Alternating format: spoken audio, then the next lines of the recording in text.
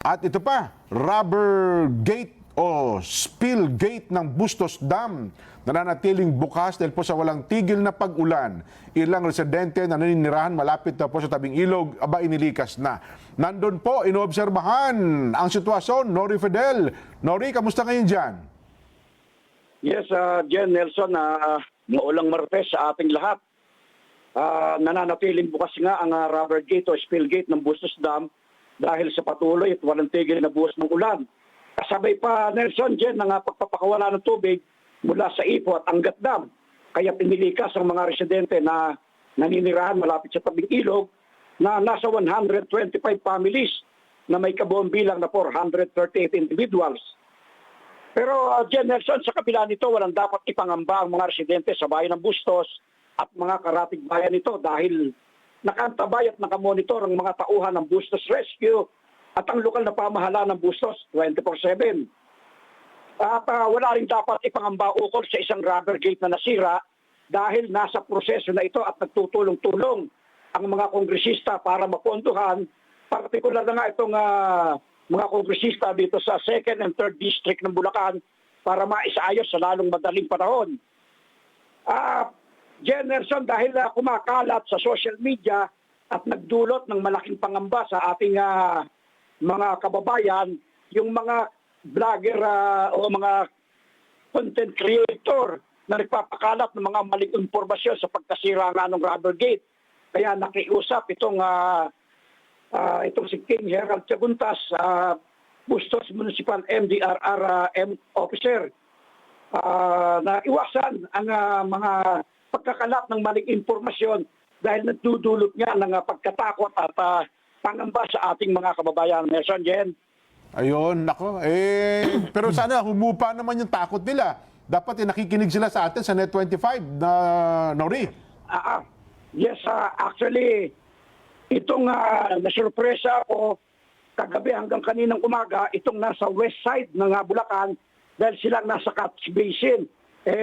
Isa't isa tumatawag sa atin na gusto nila sa Net25 makinig. Ayun, oo. Kaya napilitan tayo, kahit minamala tayo, napilitan tayo nga magbalita, Jennerson. Ayun, nako. So kapag nakikita namin, nagpapalabas ng tubig, saan-saang lugar ang pwedeng maapektuhan kapag ang tubig ng Bustos Dam ay pinapakawalan, Nori?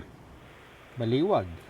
Yes, tulad ng sinabi ko doon sa west side portion ng Bulacan, gaya ng Malolos, Kalumpit, Hagunoy, Paumbong at ilang parte ng south side dito sa may Balagtas, yan, mga binabaha na yan sa oras na ito.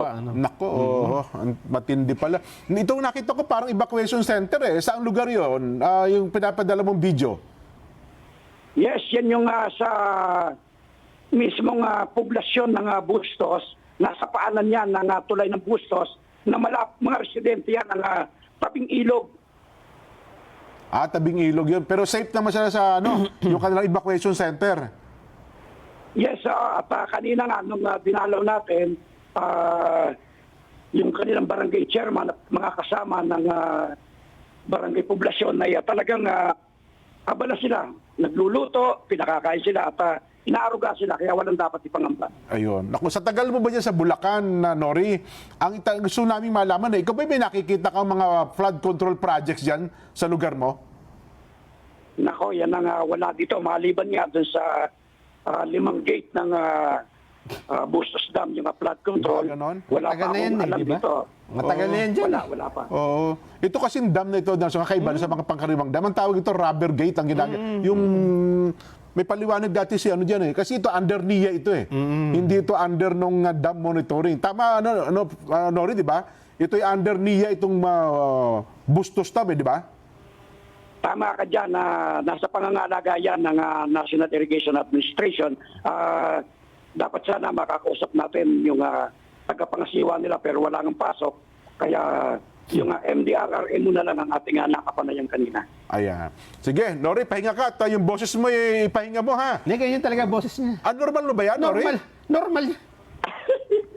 Wala, talagang medyo nagkaratinamaan tayo ng masamang dapat siguro kumanta ka ng What a Wonderful World.